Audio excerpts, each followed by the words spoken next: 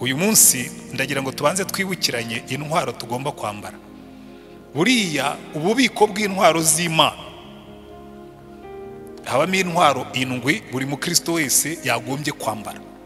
Ndabanza kuzibasubiriramo, abakunda gusoma mufate Bibiliya zanyu mu Efeso ibice 6 no kubibutsa gusa kuko uyu munsi turiga kuri imwe.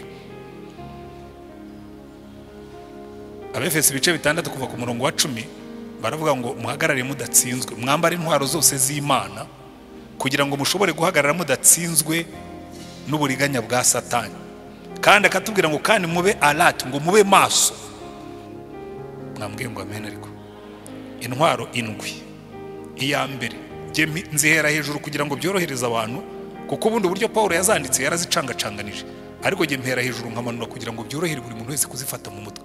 Aravuga ngo mwambare agakiza kaba ingofero, akavuga ngo mwambare gukiranuka bibe icyuma gikingira igituza, nimurangiza mwambare mukenyero ukuri nk'umukandara, nimurangiza mukwete inkweto arizo mwete wo gukwirakwiza ubutumwa bwiza bw'ubwami bw'Imana, mutware kwizera nk'ingabo niyo muzazimisha imyambi yaka umuriro turaswa na wa mubi.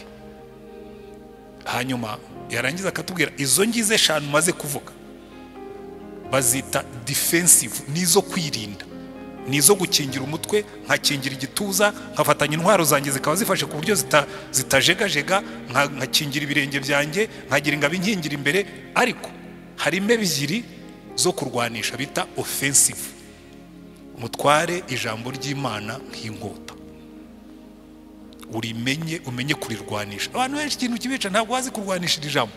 Hanyuma nurangiza usengesha umwuka mu buryo bwose bwo gusenga.